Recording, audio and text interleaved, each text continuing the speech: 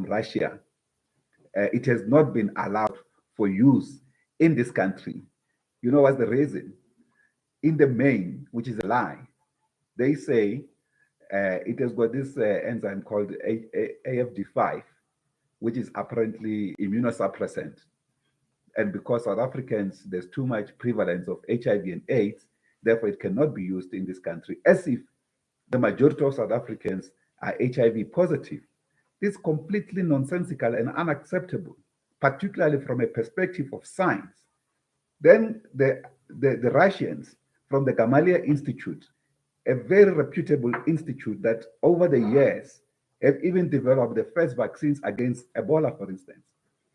They then developed Sputnik Light, which doesn't have that so-called immunosuppressant. They still can't qualify it. It was the first. In fact, they use Western medication, these vaccines, in this country on clinical trials, when actually Sputnik, having passed or peer-reviewed by Lancet, had already passed all scientific measurements or scientific requirements as a vaccine. They never utilized it.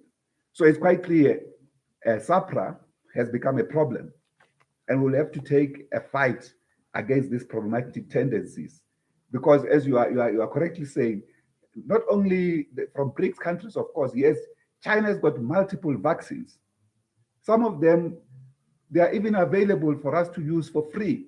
Before we had enough of so-called vaccines from these Western countries, which vaccines are now going to be imposed on our people. Our people must have the right to choose even what kind of vaccines they want to use.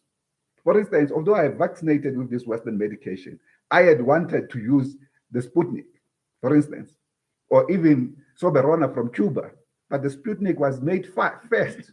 They didn't allow it to be used here. China vaccine, Sinopharm, Sinovac, and so forth, they've got multiple vaccines, but they've closed the borders for these vaccines in this country. And I think ultimately we may have to require a forensic investigation on how they've allocated these vaccines as compared to how they've rejected other vaccines, particularly from non-Western countries or non-capitalist countries, for instance. That's the main thing. But of course, government will have to respond effectively to this, and not only think that it is this institution, because sometimes we give too much faith in this institution in the name of pursuing our democracy, and we think that they will do good. And then these institutions are captured by Western interests, not by the interests of the South African people. That's the thing that we'll have to resolve. So it has nothing to do per se, for instance, with individually the presence of Comrade Nzimande in government.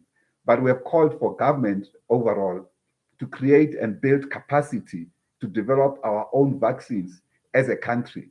But the moment vaccines that are here, they should not be discriminated on the basis of where they come from. Science is science. It's the same thing like we are discriminated for discovering this variant by the world on the basis of discovery of science. But when so-called non-Western countries discover vaccines, we use the same thing. It's unacceptable, actually. Somebody, maybe I just need to add, I'm not here speaking on behalf of government. I think that Comrade Sodi has covered the party's position very well, excellently, which I'm part of.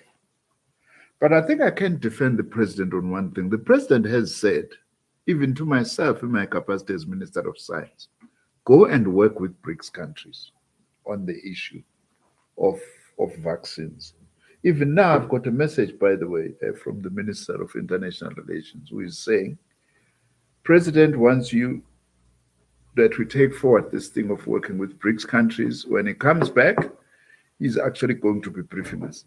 As an individual, he has not said, let's not work with BRICS countries, for instance. But what we are pointing out as the SACP is that there are certain, as Comrade Sodi is saying, serious interests that are protecting only the interests of Western countries and their big pharmaceutical companies at the expense of exploring working with China, Russia. Thank you, Julius, and thank you, leadership. Just before I close, to make sure that all questions asked are asked comprehensively, and there is no other question. And let me just check if there is any last bite on the question. Otherwise, I will take this opportunity, colleagues, to thank you for coming to give this important press briefing on the SACP Central Committee coverage. While there have been changes in media from the perspective of technology, the reality is that your work remains important. And when we see you coming to give us coverage, we are happy because you are in your work, you are in employment.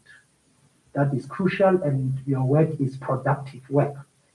It is not just employment for the sake of employment. Please convey our sincere gratitude to your management and those you report to for giving us this important coverage. We have not held a press conference at the SACP for over 4 months now. Thank you very much. I will then close this press briefing. Thank you, colleagues. Yeah. Sangakubona izimando. Oh,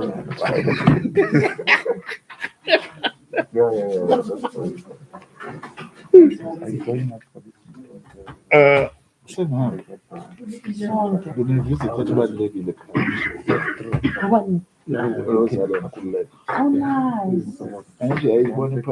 The most important thing is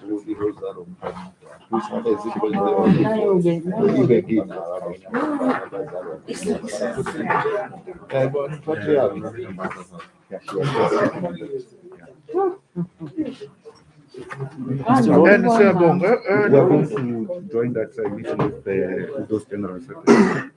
oh yeah, good luck, man. Good luck. Thank you very much. Thank you very much.